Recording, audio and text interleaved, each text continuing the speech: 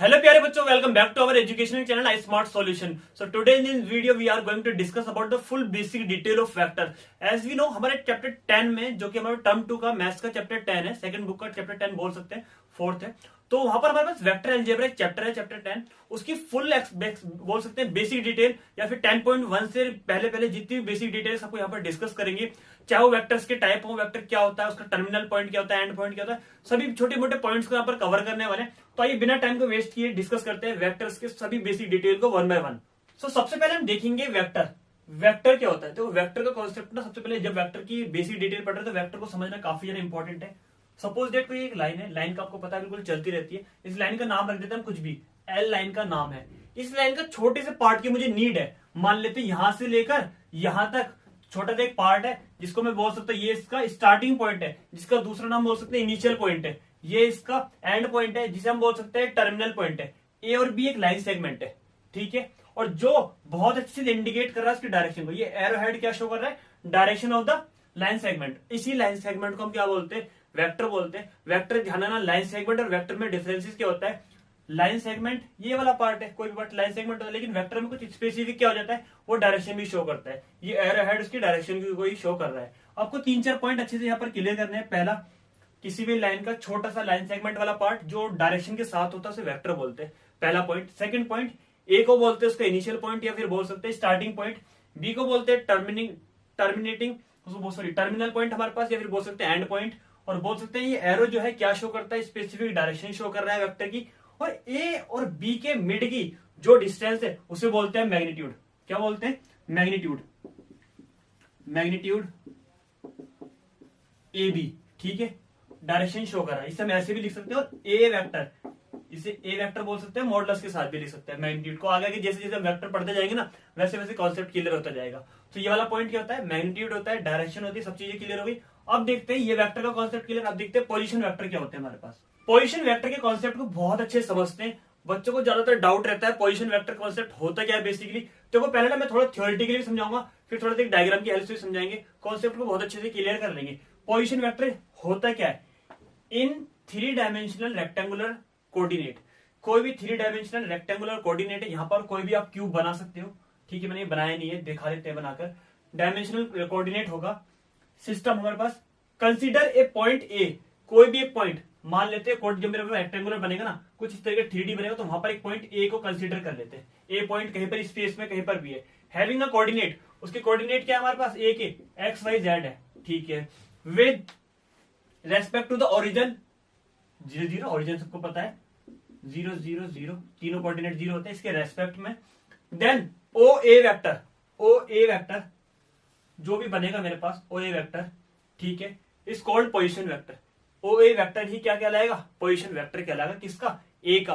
अगर कोई point B होता है यहाँ पर, सो ओ बी, बी का पोजीशन वेक्टर कहलाता। ऐसी कोई पॉइंट सी होता, ओ सी, ये सी का पोजीशन वेक्टर कहलाता। यहां तक छोटे छोटे कॉन्सेप्ट क्लियर है, ठीक है। Is called position vector of the point A, ठीक है, विद रेस्पेक्ट टू द ओ, ठीक है। ये चीज ध्यान रखिएगा।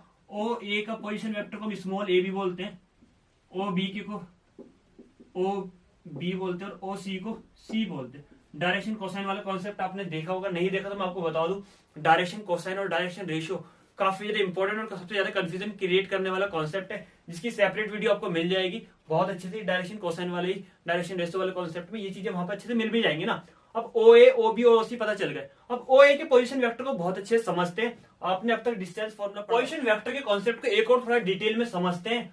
ओ ए और ओ बी और ओ सी के लिए किसी एक को लेकर ओ ए को ही ले लेते हैं। सो ओ ए के हमारे पास कोऑर्डिनेट देखो, ओ के कोऑर्डिनेट क्या है? 0 0 0, और सेम ऐसे ही ए के कोऑर्डिनेट क्या है? X Y Z. अब इस कॉन्सेप्ट को देखो बहुत अच्छे से डिटेल में समझने के लिए ना, मतलब सबसे पहले हम देख सकते हैं ओ ए वेक्टर की, बोल सकते हैं इसकी डिस्टेंस क्या है। और डिस्टेंस फाइंड करने के लिए क्लास 11th में और 10th में डिस्टेंस फॉर्मूला हमने पढ़ा है। क्या फॉर्मूला होता है डिस्टेंस फॉर्मूला? डी ए, यानी कि ओ ए की डिस्टेंस फाइंड कर रहे हैं हम, क्या आएगी, कैसे निकालते हैं? x2 माइनस x1 का होल स्क्वायर, यस और नो पढ़ा है ना।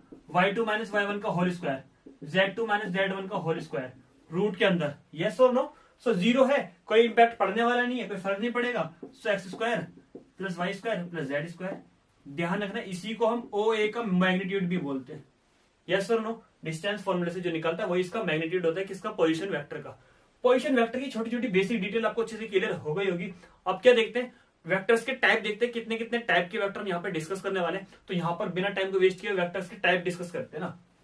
सो वेक्टर्स के टाइप में कुछ 6 डेफिनेशन डिस्कस करने वाले हैं जो कि यूजफुल है। 6 में 3 यहाँ पर मेंशन की हुई है, 3 और देखेंगे। सबसे पहले डेफिनेशन हमारे पास किसकी है, जीरो वेक्टर की। जीरो वेक्टर कौन सा वाला वेक्टर होता है, तो जीरो वेक्टर का कॉन्सेप्ट सबको नॉर्मली ऐसे पता हो, जिसका मैग्नीट्यूड जीरो आ जाए, कोई भी बोल सकते स्पेसिफिक डायरेक्शन हो, वही चीज यहाँ पर हमारे पास लिखी हुई होगी। जैसे कि स्टार्ट यहाँ से होता है तो एंड भी यहीं पर हो जाए, तो ये तो एक पॉइंट ही हो गया ना, मतलब इसे जीरो वेक्टर बोलेंगे। A vector whose initial and terminal point, initial point बोलते हैं स्टार्टिंग पॉइंट को, टर्मिनल पॉइंट बोलते हैं एंड पॉइंट को, कोइंसाइड एक दूसरे पर। कोइंसाइड का मीनिंग होता है एक के ऊपर दूसरा वाला, तो दोनों एक ही पॉइंट पर हो, इस called zero vector. Zero vector का दूसरा नाम क्या है, नल वेक्टर। बहुत अच्छे से ध्यान रखना, जीरो वेक्टर का दूसरा नाम नल वेक्टर भी है। It has a definite direction, कोई स्पेसिफिक एक डायरेक्शन होगी, जैसे कि मैंने आपको बताया। और मैग्नीट्यूड होगा zero. Return as a point पर ही है, इसी पॉइंट को दो नाम तो दे नहीं सकते, तो ए वेक्टर, एंड पॉइंट भी और स्टार्टिंग पॉइंट भी सेम है, या B vector. Zero vector concept clear, जिसका नल वेक्टर दूसरा नाम है। सेकंड डेफिनेशन है हमारे पास किसकी, यूनिट वेक्टर की। यूनिट वेक्टर किसे बोलते हैं, जिसकी यूनिटी 1 हो, मतलब जिस वेक्टर की वैल्यू 1 आ जाए। A vector whose magnitude is unity या फिर 1 unit is called unit vector. और उसका फॉर्मूला ध्यान रखना, एक कैप से डिनोट करते हैं, इसे ए वेक्टर बोलते हैं, तो इसे एक कैप बोलते हैं। फॉर्मूला होता है A cap equal to A vector upon A का मॉडुलस। इसका जब न्यूमेरिकल कराएंगे, इसके अच्छे अच्छे क्वेश्चंस करेंगे, तब आपको अच्छे से और क्लियर हो जाएगा डिटेल में। लास्ट क्या, इक्वल वेक्टर। इक्वल वेक्टर किसे बोलते हैं, दो वेक्टर जिनकी लेंथ बिल्कुल सेम हो जाए, माना ये वेक्टर, ये ए बी, ये सी डी, दोनों बिल्कुल सेम हो जाए, जिनका मैग्नीट्यूड इक्वल हो जाए, तो वो इक्वल वेक्टर हो जाएंगे। जिनकी डायरेक्शन भी बोल सकते हैं एक ही डायरेक्शन में, दोनों स्पेसिफिक डायरेक्शन सेम हो जाए।